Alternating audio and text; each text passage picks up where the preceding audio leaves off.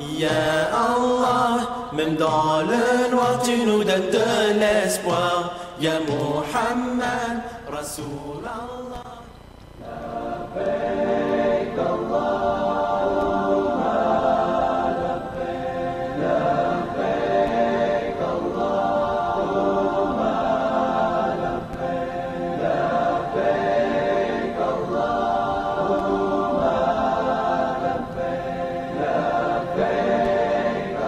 Allahumma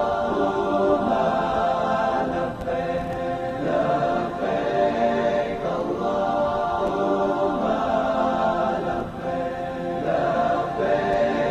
Allahumma labbaik, labbaik Allahumma labbaik, labbaik إن الحمد لله نحمده ونستعينه ونستغفره ونتوب إليه ونعوذ بالله من شرور أنفسنا وسيئات أعمالنا من يهده الله فلا مضل له ومن يضلل فلا هادي له ونشهد أن لا إله إلا الله وحده لا شريك له ونشهد أن محمدا عبده ورسوله اللهم صل وسلم وبارك عليه وعلى آله وأصحابه أجمعين يا أيها الذين آمنوا اتقوا الله حق تقاته ولا تموتن إلا وأنتم مسلمون يا أيها الناس اتقوا ربكم الذي خلقكم من نفس واحدة وخلق منها زوجها وبث منهما رجالا كثيرا ونساء واتقوا الله الذي تساءلون به والأرحام إن الله كان عليكم رقيبا يا أيها الذين آمنوا اتقوا الله وقولوا قولا سديدا يصلح لكم أعمالكم ويغفر لكم ذنوبكم ومن يطع الله ورسوله فقد فاز فوزا عظيما أما بعد فإن أصدق الحديث كتاب الله وخير الهدي هدي محمد صلى الله عليه وسلم وشر الأمور محدثاتها وكل محدثة بدعة وكل بدعة ضلالة وكل ضلالة في النار ثم أما بعد chers frères et sœurs en islam, chers auditeurs et téléspectateurs de Bon Frère, assalamu alaikum wa rahmatullahi ta'ala wa barakatuh. Soyez les bienvenus à l'écoute de votre émission islamique hebdomadaire, ou plutôt votre école islamique, là où nous avons l'habitude de nous rencontrer et d'apprendre les uns des autres. J'ai prié Allah subhanahu wa ta'ala de nous faire profiter tous ensemble de ces quelques instants que nous allons passer dans sa voie, dans la recherche du savoir en vue de son application, afin que ce savoir ne soit pas un argument contre nous, mais plutôt un argument en notre faveur. Mais plutôt un argument en notre faveur le jour où nous rencontrerons notre Seigneur Allah subhanahu wa ta'ala. Yawma la yanfa'u malun wa la banun illa man ata Allah bi qalbin salim. Jour où ni bien ni enfant ne seront d'aucune utilité hormis pour celui qui regagne son Seigneur avec un cœur saint. Rappelons-nous notre triple responsabilité envers le savoir. La première responsabilité, c'est de l'acquérir.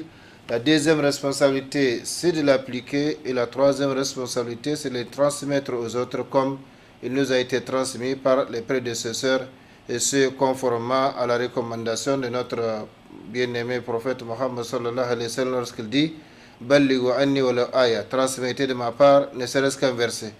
Qu'Allah subhanahu wa ta'ala nous bénisse tous, qu'il bénisse nos vies, qu'il bénisse nos familles, qu'il bénisse nos enfants, qu'il bénisse nos œuvres, qu'il bénisse notre cher pays, le Niger et son peuple, qu'il nous conforme davantage à sa sainte volonté partout et toujours. Allahumma amin. Nous prions Allah subhanahu wa ta'ala par ses plus beaux noms et ses attributs de perfection, par son amour par lequel il a créé les créatures, par son amour par lequel il maintient l'univers malgré les péchés et l'injustice des créatures, et par toute chose par laquelle il aime être sollicité subhanahu wa ta'ala, de nous pardonner tous, ainsi que nos parents, nos frères et sœurs en islam, où qu'ils se trouvent, les vivants et les morts,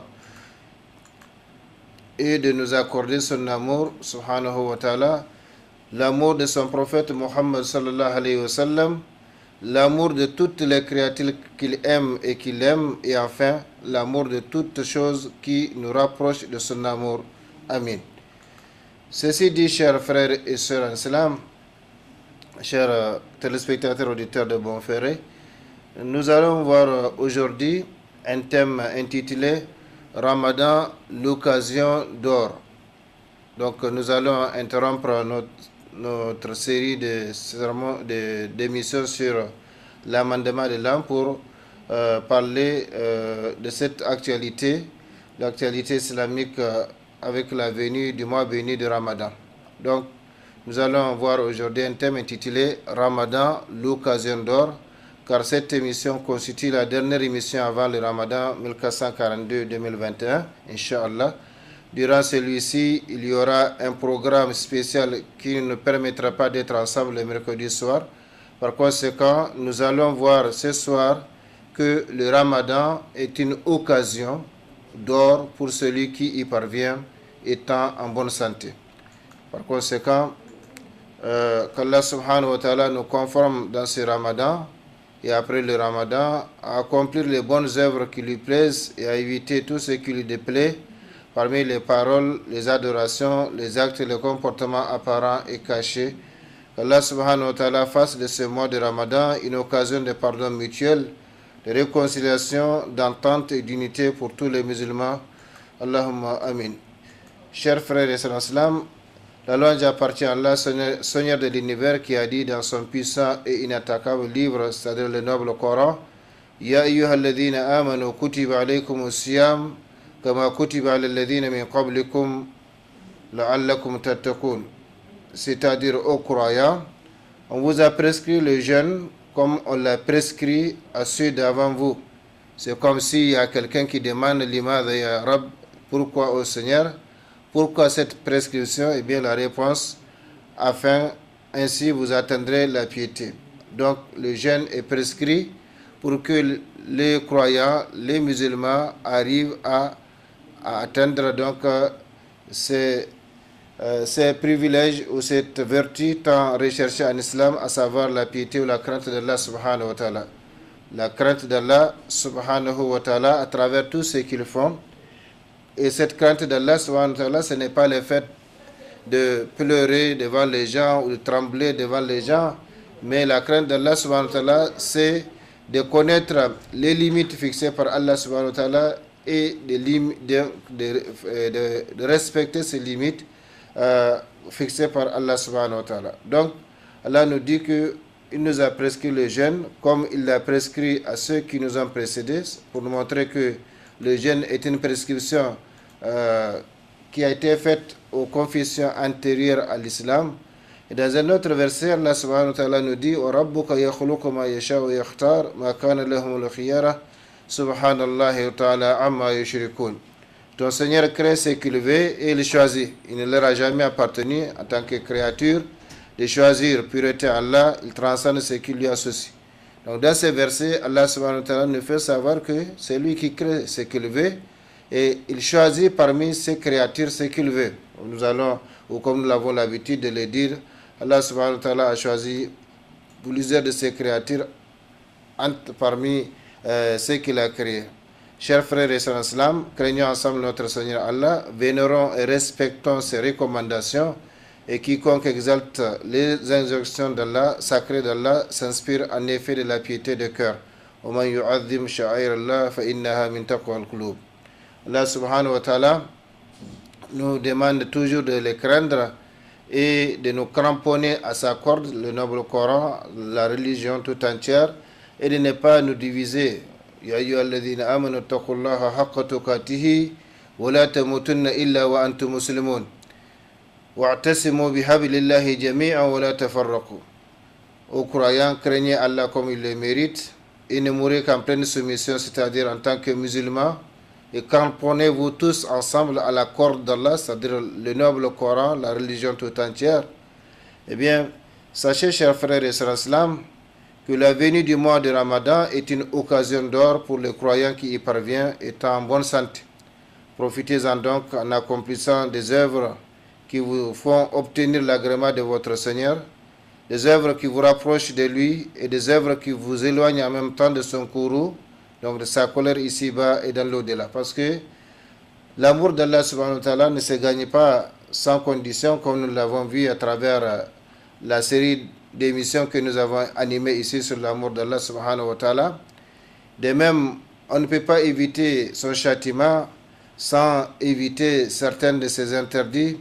Par conséquent, il faut être prêt pendant ce mois de concurrence de l'accomplissement des bonnes œuvres à accomplir les bonnes œuvres qui plaisent à Allah subhanahu wa ta'ala, qui rapprochent les serviteurs de son Seigneur et qui en même temps font éviter le courroux, la colère d'Allah subhanahu wa ta'ala, son châtiment ici-bas et dans l'au-delà.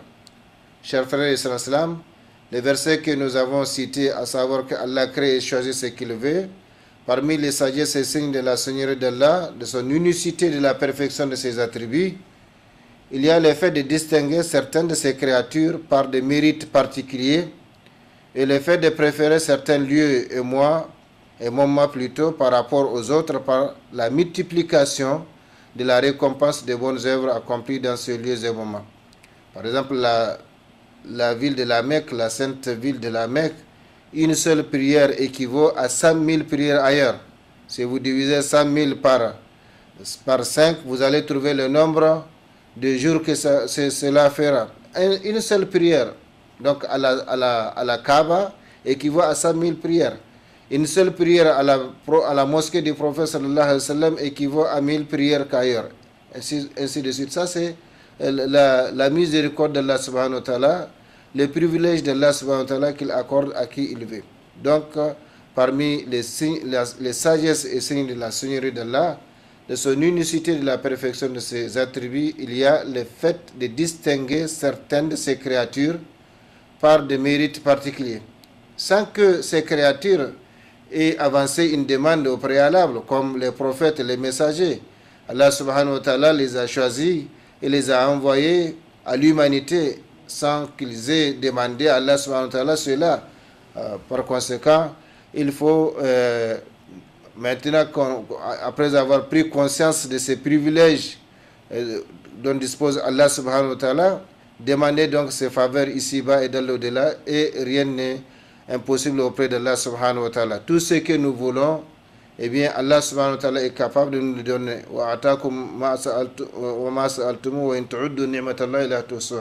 Et il vous a donné tout ce que vous avez demandé, et si vous essayez de compter les bienfaits d'Allah, eh bien vous ne pourrez pas faire le compte. Donc il y a le fait de distinguer certaines de ces créatures par des mérites particuliers, le fait de préférer certains lieux et moments par rapport aux autres, par la multiplication de la récompense des bonnes œuvres accomplies dans ces lieux et moments. C'est ainsi qu'Allah subhanahu wa ta'ala a privilégié et préféré certains mois, certains jours, certaines nuits et certaines heures par rapport aux autres, afin que cela soit une occasion pour les musulmans pour augmenter ses bonnes œuvres, pour s'adonner aux différentes adorations, pour redoubler d'efforts et d'activités afin de faire provision pour son voyage vers la demeure dernière et y gagner la plus grande récompense qui soit. Donc Allah subhanahu wa ta'ala a préféré certains mois.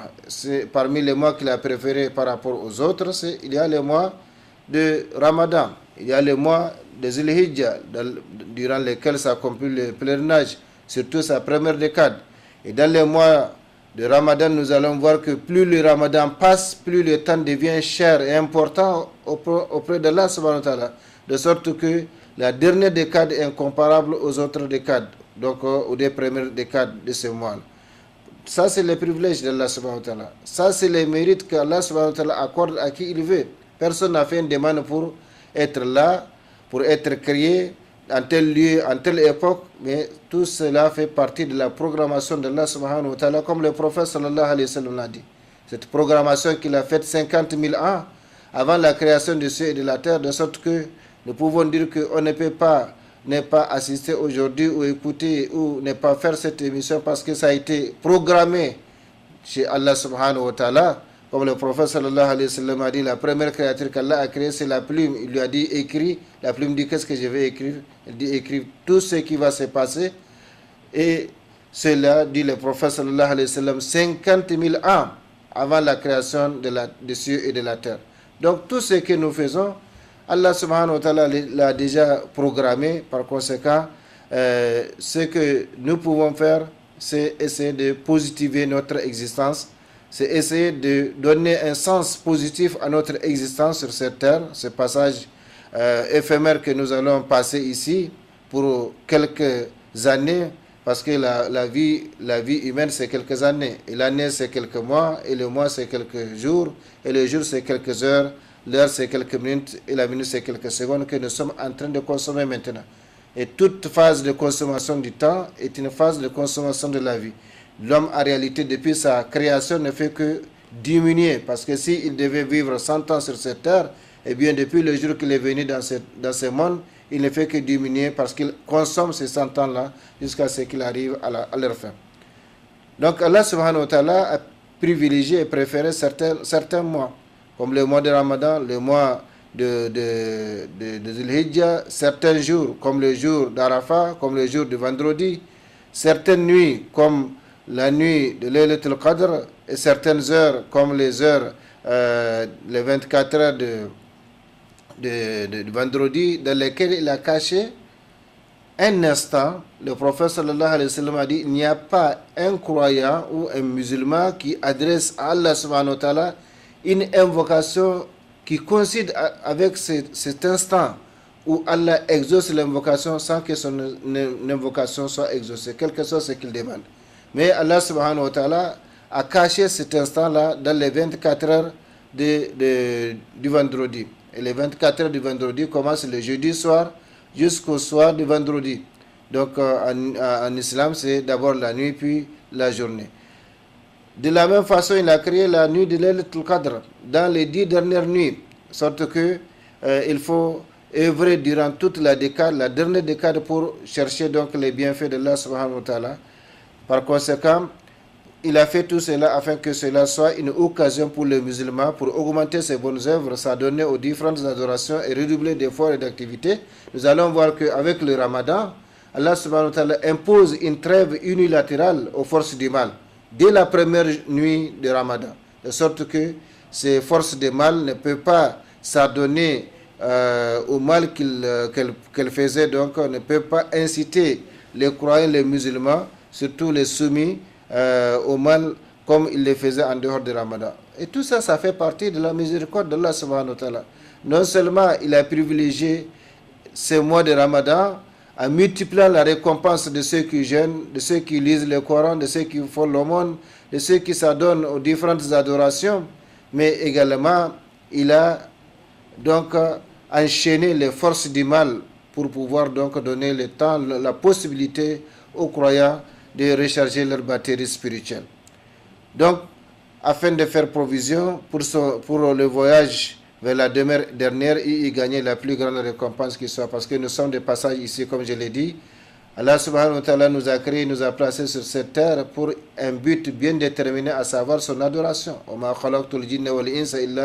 Je n'ai créé les djinns et les humains que pour qu'ils m'adorent. Donc, il y a une cause, il y a une raison fondamentale pour laquelle nous sommes ici. Et cette raison fondamentale, c'est lui qui la connaît et qui l'a accompli, eh bien, il a accompli, il va regagner son Seigneur étant donc sous la satisfaction d'Allah subhanahu wa ta'ala. Et celui qui n'a pas connu cette raison, ou qui l'a oublié, ou qui l'a négligé, eh bien, c'est comme si il a multiplié son existence par zéro auprès d'Allah subhanahu wa ta'ala. Il devient du coup un chômeur auprès d'Allah subhanahu wa ta'ala parce qu'il n'y aura pas de récompense auprès de lui. Ces différentes occasions, chers frères et sœurs en islam, sont donc instaurées non seulement pour distinguer les actifs des paresseux, les décidés des indécis et les croyants des mécréants, mais surtout pour permettre aux musulmans de multiplier les bonnes actions, de rattraper ce qui leur a échappé, de se rapprocher de leur Seigneur et d'avoir ses bienfaits et faveurs. En effet, à chaque occasion, Allah subhanahu wa ta'ala a des faveurs particulières qu'il accorde aux militants dans sa voie. Donc il faut profiter. Il faut profiter. La vie tout entière est une occasion. Mais les occasions spirituelles, les foires spirituelles qu'Allah subhanahu wa ta'ala donne aux musulmans de temps à autre, eh bien, c'est une occasion inestimable. Et le perdant est celui qui ne cherche pas à en profiter. Par conséquent, ces différentes occasions sont instaurées non seulement pour distinguer les actifs des paresseux. Donc le mois de Ramadan, ce n'est pas pour les paresseux, mais c'est pour ceux qui sont actifs, c'est pour ceux qui cherchent la récompense d'Allah subhanahu wa ta'ala. Il ne s'agit pas de jeûner et d'annuler les activités qu'on a l'habitude de faire ou de ne pas travailler, mais il s'agit de jeûner, et nous allons voir que ce jeûne-là a des avantages sur les différents plans de la vie.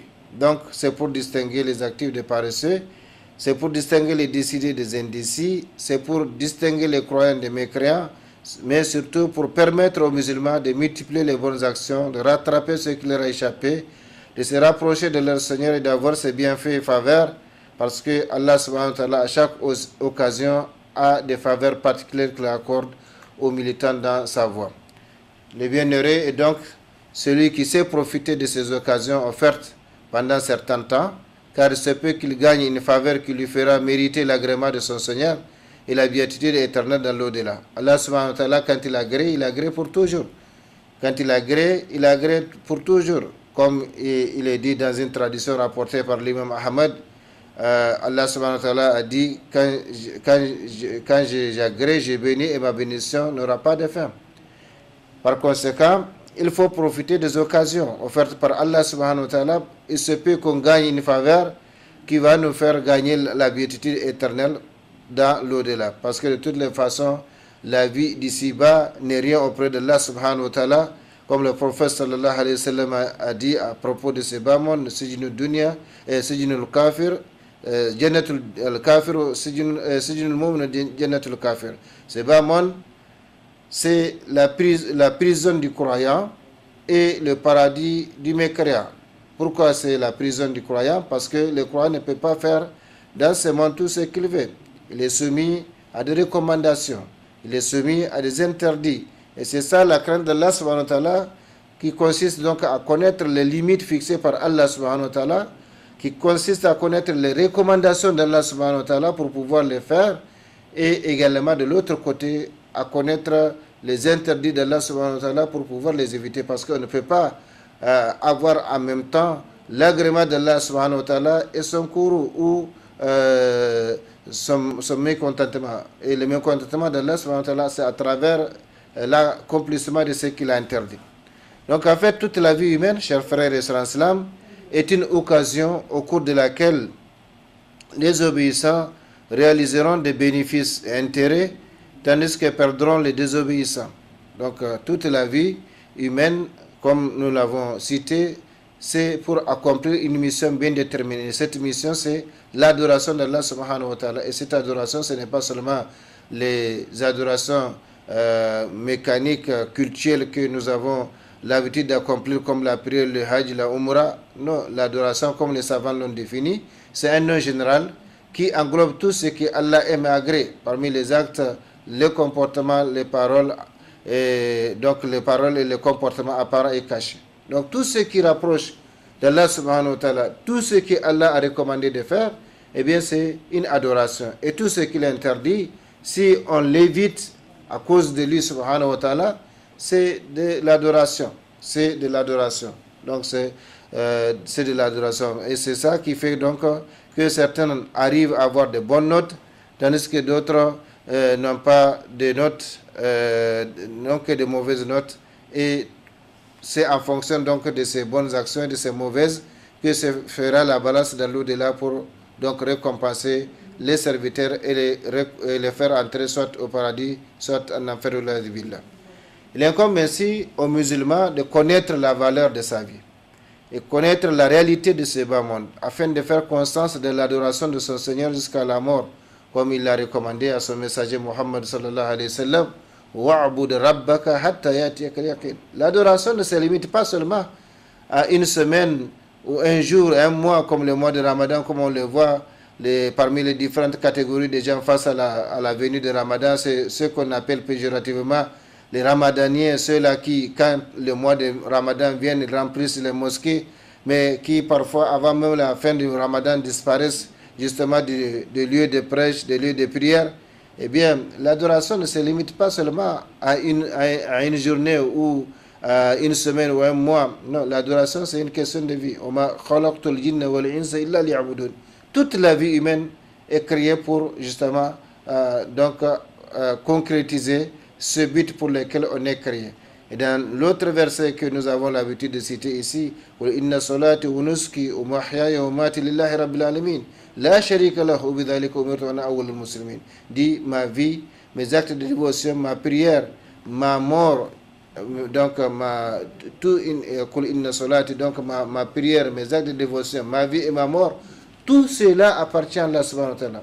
Donc si la vie et la mort appartiennent à Allah subhanahu wa ta'ala, qu'est-ce qui reste pour les serviteurs? Absolument rien. Donc toute la vie, à chaque instant, nous sommes dans les adorations. Dans les adorations, soit en parlant, soit en agissant, soit en parlant. Eh bien, c'est des adorations. Parce que dans les paroles, il y a des paroles qu'Allah aime, il y a des paroles qu'il n'aime pas. Dans les actes, il y a des actes qu'il aime, il y a des actes qu'il n'aime pas. Dans les comportements, il y a des comportements qu'il aime et des comportements qu'il n'aime pas. Et c'est pourquoi, en islam, il y a 5 jugements. Et celui qui ne connaît pas ces 5 jugements par rapport à ses actes, par rapport à ses paroles, par rapport à ses comportements, eh bien, ne peut que tomber toujours dans les péchés. 5 jugements. Quand vous posez un acte ou quand vous faites un acte, vous posez un acte ou quand vous vous comportez d'une façon, eh bien l'islam vous dit vous avez accompli là un wajib, un devoir. Et le wajib, c'est ce dont l'accomplissement attire une récompense auprès de Allah subhanahu wa ta'ala, tandis que l'abandon entraîne la punition auprès de Allah subhanahu wa ta'ala. Par exemple, la prière est un wajib, c'est un devoir. La prière est un devoir. Et c'est pourquoi le prophète sallallahu alayhi wa sallam dit la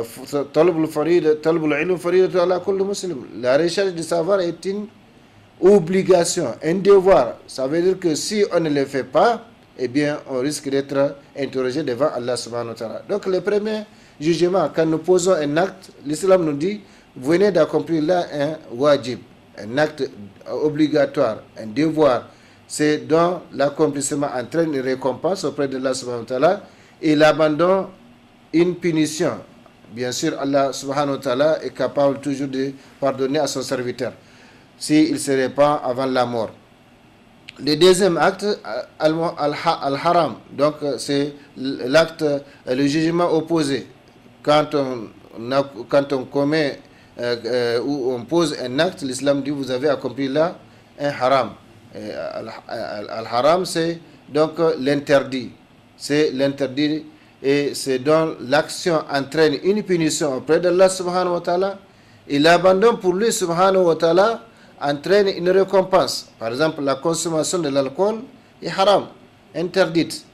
Celui qui en boit, eh bien, risque une punition auprès d'Allah subhanahu wa ta'ala. Celui qui abandonne la consommation de l'alcool à cause d'Allah subhanahu wa ta'ala, c'est ça la condition. Ce n'est pas à cause d'une maladie, à cause d'une tierce personne ou à cause de la crainte de ceci ou de cela. Non, à cause d'Allah, c'est ça la condition. Quand on laisse un péché à cause d'Allah subhanahu wa ta'ala, eh bien ce péché devient une adoration. Donc la consommation de l'alcool est interdite en islam. Celui qui consomme de l'alcool risque une punition auprès d'Allah subhanahu wa ta'ala. Celui qui abandonne la consommation de l'alcool à cause d'Allah subhanahu wa ta'ala mérite donc une récompense auprès de lui. Ça, c'est le deuxième jugement. Le troisième jugement, c'est ce qu'on appelle, c'est pas de l'ordre, al-mubah, donc les licites. Les licites qui n'est pas interdit, qui n'est pas recommandé, donc c'est ce qu'on appelle les licites. Par exemple, mettre du sucre dans les Lipton, c'est mubah, c'est licite. Mais ces licites-là, avec l'intention, peut se transformer en acte obligatoire, wajib, ou en acte désapprouvé ou haram. Par exemple, si quelqu'un met du sucre, quelqu'un veut du sucre pour son Lipton, il n'en trouve pas, il demande à quelqu'un d'autre qui en a, et celui-là était prêt à mettre son sucre dans son Lipton, et qu'il dit, bon voilà, puisque tu es dans les besoins, eh bien je te donne mon sucre. Eh bien, cet acte licite devient un acte d'adoration pour lequel il a une récompense auprès de Allah subhanahu wa ta'ala. Au contraire, si quelqu'un prend un paquet de sucre et met dans la théière pour faire du mal à celui qui va boire ce thé-là, eh bien, il commet un péché. Et l'acte mouba, l'acte licite là devient finalement un péché. Le quatrième jugement, c'est ce qu'on appelle al-mustahab. Al-mustahab, c'est les recommandés. Par exemple, prier 2 rakas après une prière obligatoire comme la prière de Zuhur, la prière de Maghrib, la prière d'Isha, mustahab, recommandé, mais pas obligatoire. C'est l'acte par définition, si on l'accomplit, on a une récompense. Et si on ne l'accomplit pas, eh bien, on n'encourt rien. Mais on n'a pas de récompense. Donc, c'est al-mustahab. Et le cinquième jugement, c'est qu'on appelle al-makruh, l'acte déconseillé, désapprouvé. C'est par exemple le fait de cracher dans la mosquée. C'est un acte désapprouvé. Donc, le musulman, le croyant, doit connaître ces 5 jugements. De sorte qu'à chaque instant, parce qu'à chaque instant, nous sommes dans une action. Soit nous parlons, soit nous agissons, soit nous nous comportons. Eh bien, tout cela, ce sont des actes, ce sont des adorations. Ce sont des comportements ou des actions qui peuvent être considérées comme des adorations. Donc, à chaque instant, nous sommes en train de faire quelque chose. Et c'est quelque chose-là, nous devons savoir son jugement. Est-ce que c'est quelque chose de licite? Est-ce quelque chose de mustahab, conseillé, recommandé? Ou c'est quelque chose de makruh? Ou c'est quelque chose de wajib? Ou c'est quelque chose de haram? Celui qui ne connaît pas ce jugement, eh bien, à chaque instant, il ne peut que tomber dans ce qui est dans l'interdit. Soit il va parler en prononçant des mots qui ne sont pas aimés d'Allah subhanahu wa ta'ala et qui vont attirer la colère d'Allah subhanahu wa ta'ala, comme la calomnie, la médisance, la satire, la critique des gens. Comme le prophète sallallahu alayhi wa sallam a dit, il arrive que l'homme prononce un mot auquel il n'accorde pas d'importance, et voilà que ce mot le fait précipiter dans l'enfer sur une distance de 70 ans de marche. Subhanallah.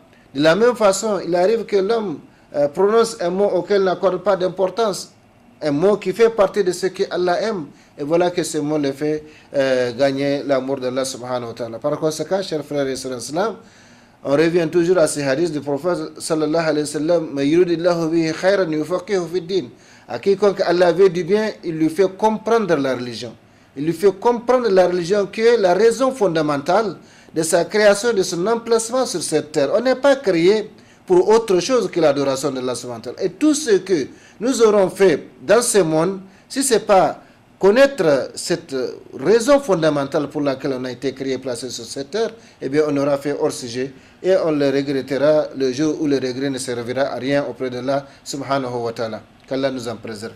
Par conséquent, chers frères et sœurs islam, pour pouvoir profiter du Ramadan, eh bien il faut connaître non seulement les préceptes du Ramadan, mais également connaître les jugements de nos actes, de sorte que quand nous parlons, nous savons ce que nous devons dire pour ne pas tomber dans les péchés. Quand nous agissons, nous devons savoir le jugement de l'islam par rapport à ce que nous faisons. Quand nous nous comportons, nous devons savoir le jugement de l'islam. Et c'est comme ça. Donc on revient à ces hadiths du prophète sallallahu alayhi wa sallam, à quiconque Allah veut du bien, il lui fait approfondir ses connaissances religieuses. Et l'autre hadith, talabul ilm faridatun ala kulli muslim, la recherche du savoir est une obligation pour tout musulman, parce que ce dont le devoir ne peut s'accomplir que par son truchement, que par son biais, eh bien il devient aussi une obligation. On ne peut pas accomplir la religion, on ne peut pas obtenir la récompense, l'agrément d'Allah subhanahu wa ta'ala sans adorer Allah subhanahu wa ta'ala, et on ne peut pas adorer correctement Allah subhanahu wa ta'ala sans la connaissance. Donc la recherche de la connaissance, du savoir devient une obligation. C'est ça la règle de la jurisprudence islamique. C'est donc le devoir ne peut s'accomplir que par son truchement, et bien lui aussi devient une obligation. Par exemple, la prière est une obligation, mais on ne peut pas l'accomplir sans les ablutions. Et bien les ablutions deviennent une obligation pour celui qui veut accomplir la prière. C'est comme ça dans toute la vie. À chaque instant, nous sommes en face d'une adoration, soit en parlant, soit en agissant, soit en nous comportant. Nous sommes en face d'une adoration. Et l'islam nous dira toujours, vous avez accompli telle ou telle chose, et en fonction de ce que nous avons accompli, on aura soit une récompense, soit un péché à notre actif. Revenons à notre fil à notre émission. Allah subhanahu wa ta'ala, donc nous disons qu'il incombe ainsi aux musulmans de connaître la valeur de sa vie et la réalité de ce bas monde. Il n'y a pas deux sessions pour la vie, ou trois. La vie, elle est unique. Si le nombre d'années que Allah subhanahu wa ta'ala nous a donné, on les a consommés, eh bien, personne ne peut nous accorder même une minute de plus. Même qu'il soit notre fils, qu'il soit notre père, qu'il soit notre femme, qu'il soit notre mari, personne ne peut nous accorder même une minute supplémentaire. Donc, chacun a sa batterie ou la validité ou la durée de sa batterie étant.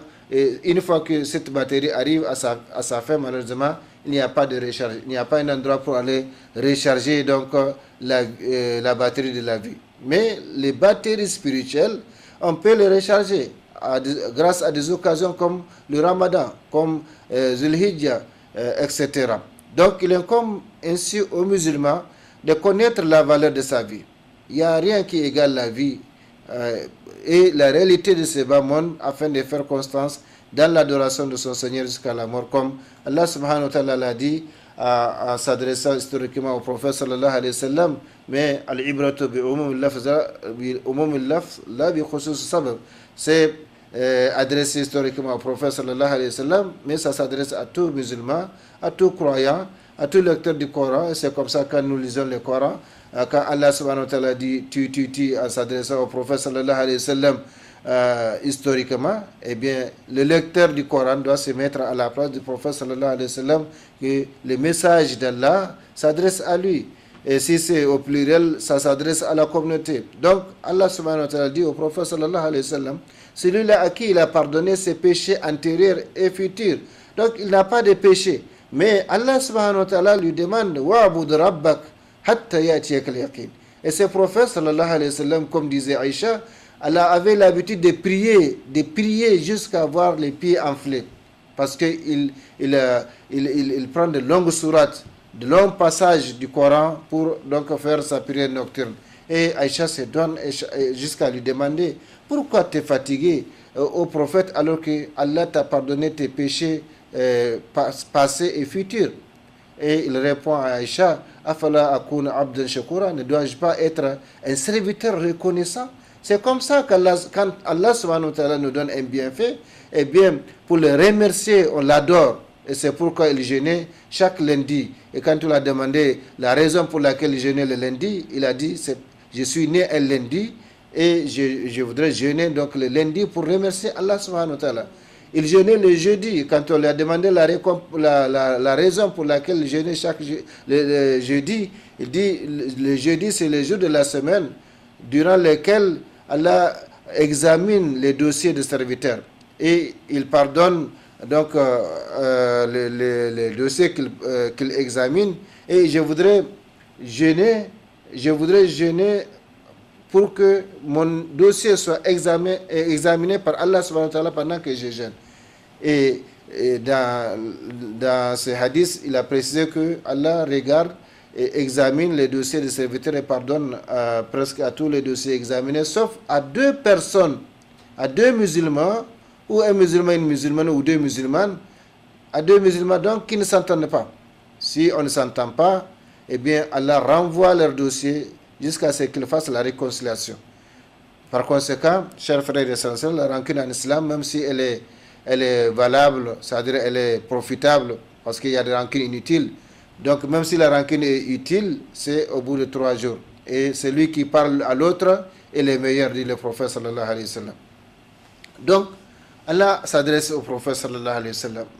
Malgré le fait qu'il a pardonné ses péchés passés et futurs, et adore ton Seigneur jusqu'à ce que te vienne la certitude, c'est-à-dire la mort.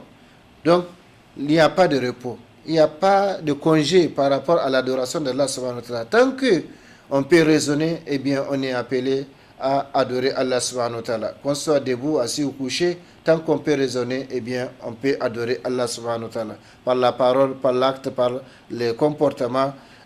Par conséquent, ici, Allah subhanahu wa ta'ala s'adresse au prophète sallallahu alayhi wa sallam, donc à tout musulman. Il faut adorer Allah jusqu'à la mort. La certitude, les commentateurs du Coran ont dit que c'est la mort ici.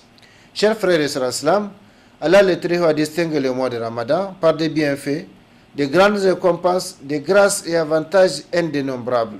Personne ne peut faire la liste exhaustive donc des bienfaits, des grâces et avantages de Ramadan.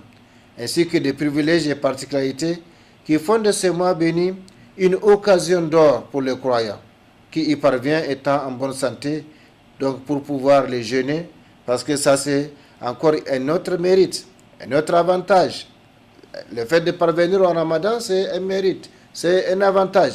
Mais le fait d'avoir la santé pour le jeûner encore, c'est un autre avantage. Par conséquent, chers frères et sœurs, pour les croyants, le Ramadan est une occasion pour renouer le contact avec son Seigneur Allah subhanahu wa ta'ala, pour donc renouveler, rafraîchir, comme on dit aujourd'hui dans les jargons informatiques, rafraîchir donc le contact, la relation avec Allah subhanahu wa ta'ala. Ce contact dont le maintien lui était difficile durant les autres mois de l'année à cause des intrigues de Satan et des passions de l'âme. Durant le mois de Ramadan, les forces du mal sont enchaînées. Donc, il a l'occasion, il a la possibilité de renforcer ces liens, de renforcer cette relation, de renforcer ce contact entre son Seigneur et lui.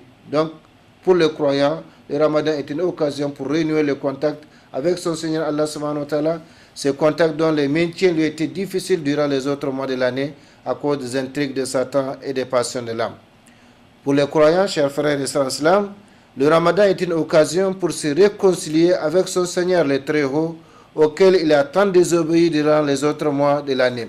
Oui, comme je l'ai dit, à chaque instant, Satan nous pousse dans la rébellion vis-à-vis de notre Seigneur subhanahu wa ta'ala.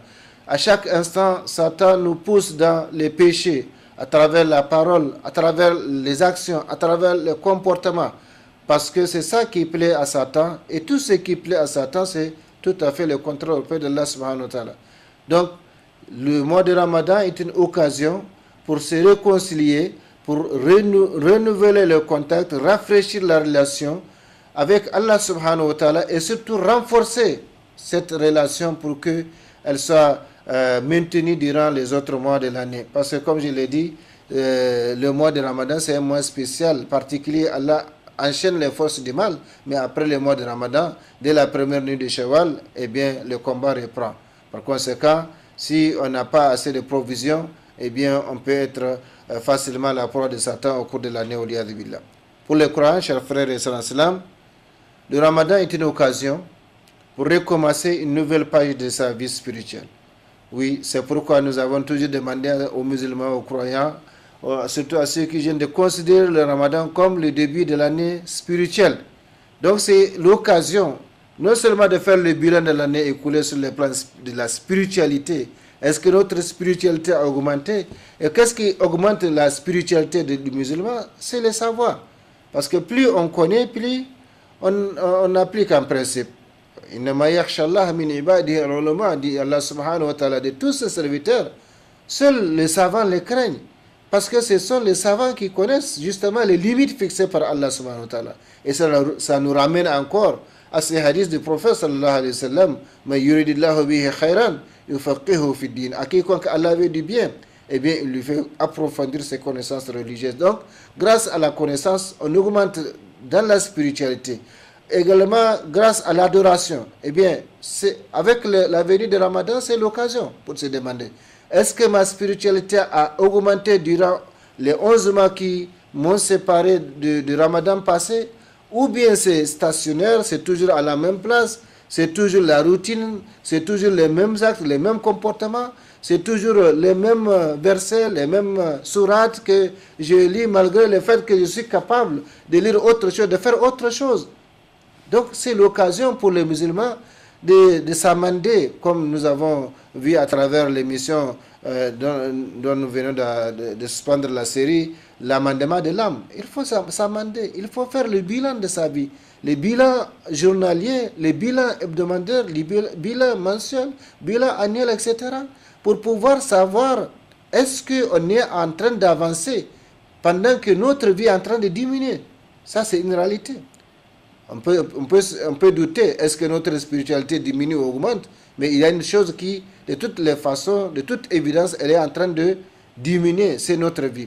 C'est notre vie parce que nous sommes en perpétuelle marche vers Allah subhanahu wa ta'ala. Cela depuis 60 ans, depuis 30 ans, depuis 40 ans, depuis 50 ans, depuis 45 ans, chacun selon son âge. Nous sommes en train d'évoluer, de marcher vers Allah subhanahu wa ta'ala. Comme on a dit à un savant qu'un tel à tel âge, il a 60 ans, il a sursauté, il dit mais ça fait 60 ans que tu marches vers Allah subhanahu wa ta'ala, peu s'en faut que tu arrives.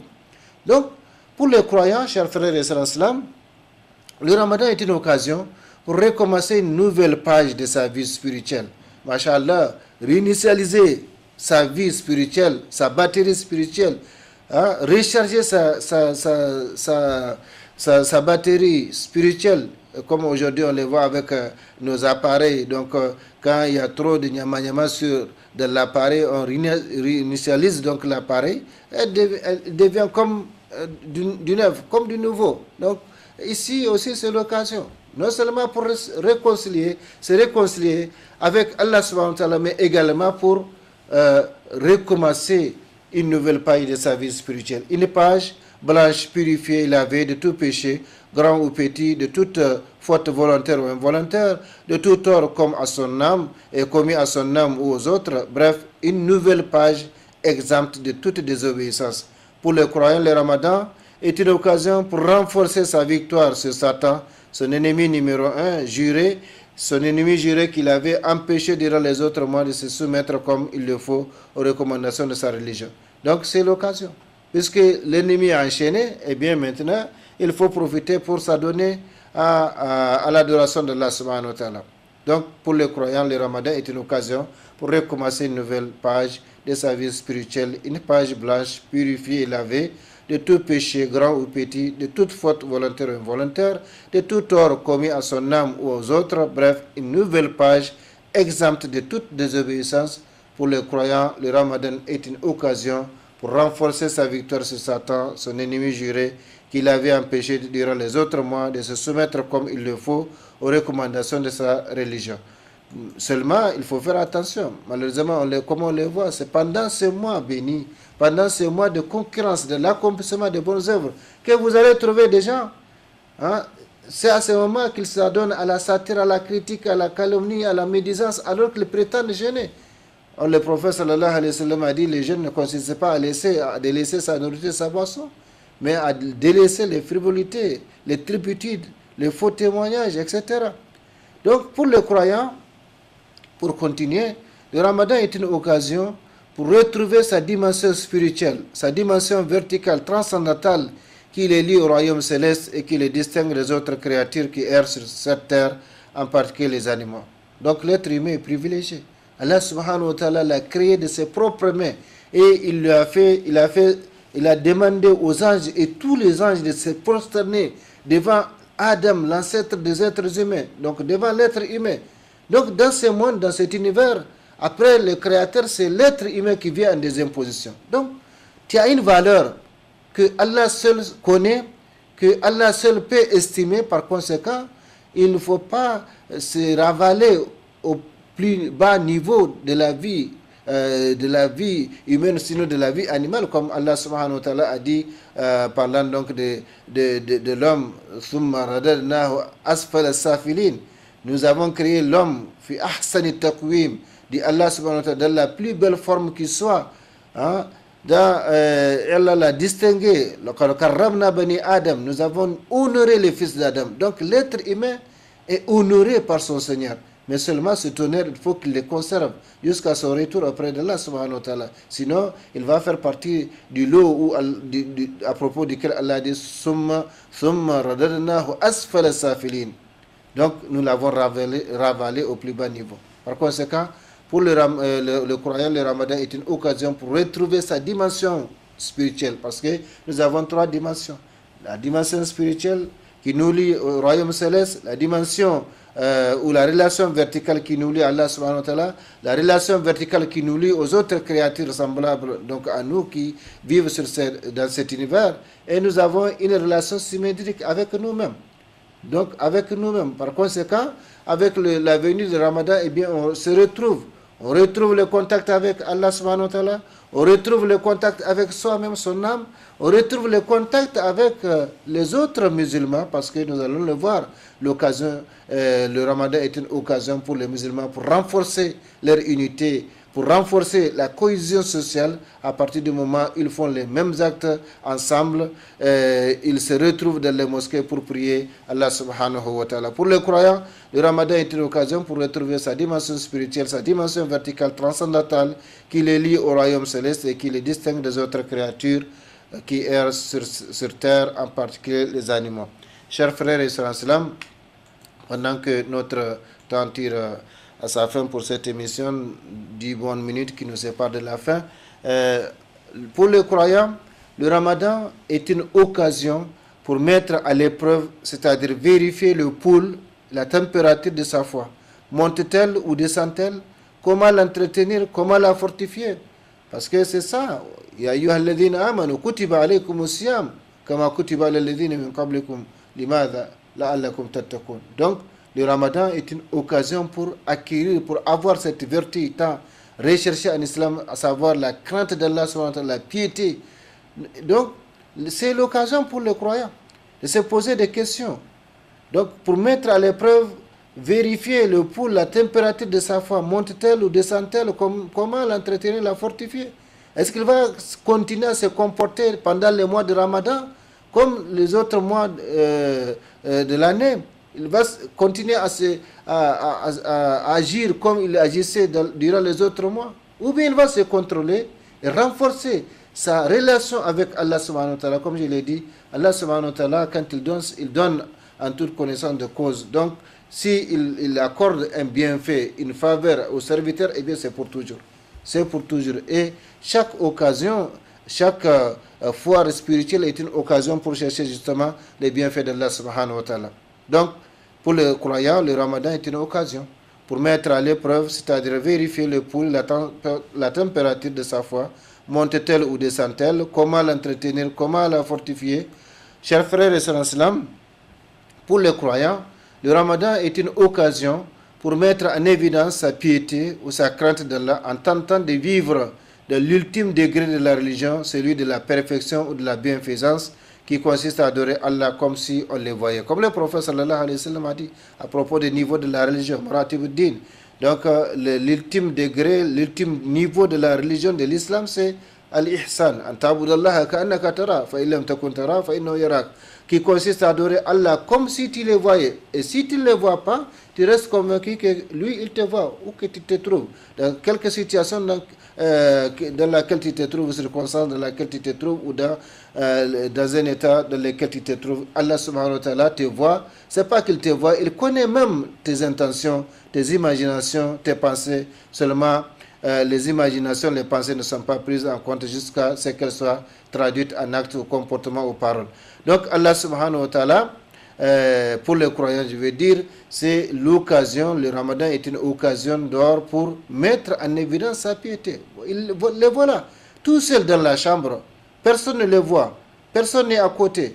Il a la nourriture avec lui, il a la boisson avec lui, mais par crainte d'Allah subhanahu wa ta'ala, il ne les touche pas. Parce qu'il est conscient que si même il ne voit pas Allah subhanahu wa ta'ala, Allah lui, il le voit. Donc, il vit à ce moment dans le degré ultime de la religion qui consiste à adorer Allah comme si on le voyait, et si on ne le voit pas, on reste convaincu que lui, il nous voit. Donc pour les croyants, le Ramadan est une occasion pour mettre en évidence sa piété ou sa crainte d'Allah en tentant de vivre dans l'ultime degré de la religion, celui de la perfection ou de la bienfaisance qui consiste à adorer Allah comme si on le voyait. C'est pourquoi les enfants qui n'ont pas compris, ils se cachent pour manger, ils se cachent pour boire, mais ils pensent que le jeûne c'est par rapport aux créatures. Non, ce n'est pas par rapport aux créatures, c'est par rapport au Créateur. C'est pour le Créateur qu'on jeûne. Donc nos pensées, nos imaginations, tout cela, lui, les intentions, il les connaît. Donc ce n'est pas par rapport aux créatures. Pour les croyants, le Ramadan est une occasion, chers frères et sœurs en islam, pour s'entraîner à acquérir des vertus exemplaires, telles que la patience. Machallah, du matin au soir, on doit patienter, on ne mange pas, on ne boit pas, on doit éviter autant que faire se peut de prononcer des paroles, et c'est interdit de toutes les façons, en tout et en tout lieu, mais l'interdiction devient plus grave pendant le mois de Ramadan. Donc les péchés sont interdits en tout lieu, en tout temps et en tout lieu, mais ils deviennent plus graves pendant le mois de Ramadan. Donc pour les croyants, le ramadan est une occasion pour s'entraîner à acquérir des vertus exemplaires telles que la patience, la sincérité, la compassion envers les faibles. Chers frères et sœurs en islam, pour les croyants, le ramadan est une occasion pour se réconcilier avec sa propre âme, son âme incitatrice au mal. Inna nafs la ammaratun bisu illa man rahim rabbi. Allah subhanahu wa ta'ala nous a fait savoir que l'âme humaine est incitatrice au mal, dans les paroles, dans les actes, dans les comportements, eh bien, sauf l'âme que Allah subhanahu wa ta'ala, à laquelle Allah subhanahu wa ta'ala a fait miséricorde. Par conséquent, le ramadan est une occasion pour se réconcilier avec soi-même, pour se réconcilier avec son âme, pour faire un examen de conscience. Pourquoi tu as fait ceci? Pourquoi tu as fait cela? Et par conséquent, profiter pour demander à Allah subhanahu wa ta'ala le pardon. Parce que le prophète sallallahu alayhi wa sallam a dit Amin jusqu'à 3 fois devant ses compagnons sans qu'il voit à qui il répond. Ils ont demandé, mais à qui tu parles? Au prophète, il a dit, c'est Jibril, il est venu, il a dit que périt celui qui est parvenu au mois de Ramadan et qui n'en profite pas pour être pardonné. Et j'ai dit Amin. Donc c'est le mois de pardon divin par excellence. Il faut en profiter. Pour les croyants, le Ramadan est une occasion pour se réconcilier avec sa propre âme, son âme incitatrice au mal, son âme bestiale qu'il a toujours contredit face aux ordres de son Seigneur. Grâce à cette réconciliation avec son âme, l'intérieur et l'extérieur du croyant seront en accord, en harmonie, d'où il vivra dans la tranquillité morale et l'apaisement du cœur. Et tant qu'il n'y a pas cette conformité entre l'intérieur et l'extérieur de l'homme, il ne peut que vivre dans le chaos moral, dans les désordres, l'angoisse, l'inquiétude et l'agitation, comme on les voit aujourd'hui. Les gens sont, dans l'apparence, ils sont dans le bonheur parce qu'ils ont ce ils ont ce que les autres n'ont pas. Ils ont des voitures, ils ont des villas, ils ont de l'argent, ils ont ceci, ils ont cela. Mais en réalité, le bonheur, comme le prophète sallallahu alayhi wa sallam, al-ghina laysa kathrat al-aghrad, ghina nafs. Donc la richesse, la vraie richesse, le vrai bonheur, ce n'est pas dans le matériel, c'est dans le contact avec les créateurs. Allah bi dhikrillah tatma'innul qulub. N'est-ce pas que c'est par l'évocation, par les contacts avec les créateurs que les cœurs s'apaisent. Donc, chers frères et sœurs en islam, le temps risque de nous faire défaut, je vais terminer rapidement. Pour les croyants, le ramadan est une occasion pour tuer et enfouir sous terre ses passions et désirs sataniques. Pour les croyants, le ramadan est une occasion pour se réconcilier avec son entourage, en particulier avec les parents, avec les proches parents avec lesquels ils ne s'entendaient pas à cause du fait de la mésentente et de la discorde que Satan a réussi à allumer entre eux. Donc ça, on le sait, on le connaît dans toutes les maisons, dans tous les foyers, il y a toujours des problèmes. Mais avec le ramadan, eh bien, c'est l'occasion pour se pardonner. C'est l'occasion pour faire la paix avec ses sœurs, avec ses frères, avec ses parents, et ainsi de suite. Pour les croyants, le ramadan est une occasion pour se réconcilier avec ses frères et sœurs en islam, avec lesquels ne s'entendaient pas à cause des complots et machinations de Satan. Pour les croyants, le ramadan est une occasion pour augmenter ses bonnes œuvres et diminuer les mauvaises, parce que le coefficient est élevé pendant le mois de ramadan. Le ramadan est une occasion pour les couples musulmans subjugués par les tentations sataniques, pour faire la paix à jamais, en se pardonnant le passé et en décidant de recommencer une vie conjugale normale. Donc une nouvelle page de vie conjugale. Pour le ramadan est une occasion pour la société musulmane pour retrouver sa cohésion, son unité, sa solidarité, son entraide et surtout son pardon mutuel. Bref, chers frères et sœurs en islam, le ramadan est une occasion pour tous. Il permet à l'âme de retrouver sa fertilité. Il permet au corps de retrouver sa vigueur, sa vitalité, sa santé. Il permet à l'esprit de retrouver sa lucidité et sa clairvoyance. Il permet aux yeux de retrouver leur lumière. Il permet aux oreilles et au ventre de retrouver leur pureté. Nous sommes obligés d'y aller rapidement pour terminer parce qu'il est l'heure.